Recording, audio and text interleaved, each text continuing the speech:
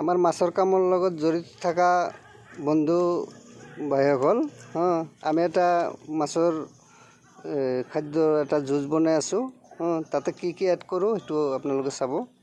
প্ৰথমে আমি দিয়া হ'ল খলিটো দিয়াৰ পিছত আমি কাৰ্বহাইড্ৰেট চ'ৰ্চৰ কাৰণে আমি ল'লোঁ আটাৰ সলনি ৰাইচ পুলিচ ল'ব পাৰে, চাউলৰ গুড়ি ল'ব পাৰে, কিন্তু আমাৰ সহজতে পালে আমি আটা, সেইটো কাৰণে আমি আটাই দি দিলোঁ।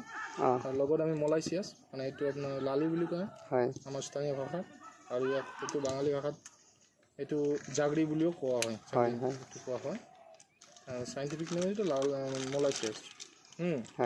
এইটো দি আমি নেক্সট দিম আমি এইটো নিউজ পাৰ্ক কোম্পানীৰ এইটো ইষ্ট হয়, খুব ধুনীয়া সুন্দৰ।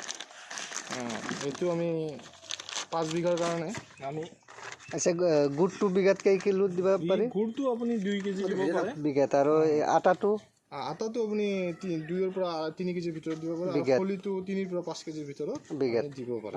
এইটো পানীৰ ৱাটাৰ ডিপ, মানে দটোৰ ওপৰত ডিপেণ্ড কৰে কিমানটো লাগিব। তো সেই হিচাপত দিওঁ। আমি ইয়াতে 1 কেজি ইষ্ট লৈছোঁ। এই 1 কেজি ইষ্টটো 5 বিঘাৰ কাৰণে 200 গ্ৰামকৈ প্ৰতি বিঘাৰ হিচাপত আমি লৈছোঁ, আৰু এইটো দুটা ঠাইত আমি লৈছোঁ, সেইটো কাৰণে আমি 50-50 ইয়াতে 50% দি দিলোঁ, আৰু ইয়াতে আমি 50% দি দিলোঁ। পানী দি আমি মোটামুটি আমি 48 ঘণ্টাৰ কাৰণে 48ৰ পৰা 72 ঘণ্টাৰ কাৰণে ইয়াত ৰাখি দিম। এইটো ফাৰ্মাণ্টেশ্যন ভালদৰে ফাৰ্মাণ্টেশ্যন হয়। এইটো দিয়াৰ মেইন কাৰণটোৱে হৈছে আমাৰ ফাৰ্মাণ্টেশ্যন। এইটো জুচ বনাই দিয়াৰ কাৰণটো কি? এইটো মাছে আমি পুখুৰীৰ যিটো আপোনাৰ পানীৰ যিটো গুণাগুণ, মানে পেৰামিটাৰ বুলি কয়, মানে আপোনাৰ যিটো প্লান্টন লাগে, জু প্লান্টনটো মাছৰ কাৰণে খুব উপযোগী, যিটোৱে মাছৰ গ্ৰ'থত খুব বিশেষ সহায় কৰে, সেইটো কাৰণে আমি এইটো দিয়া হয়।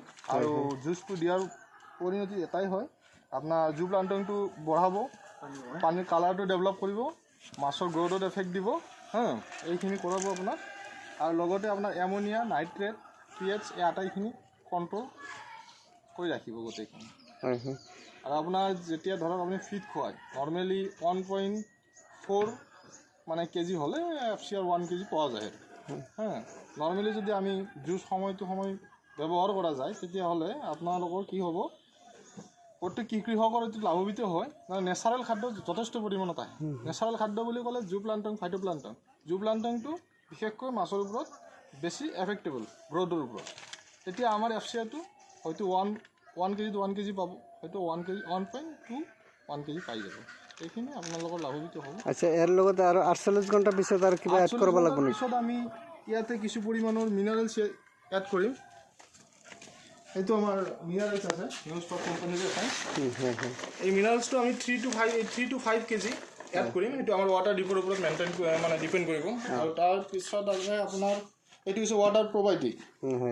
ৱাটাৰ প্ৰবায়টিকটো আমি এইটো নিউজ পাৰ্ক কোম্পানীৰে লৈছোঁ।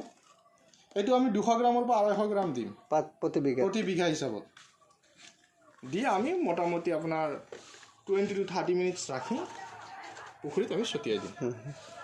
ঠিক আছে, ধন্যবাদ।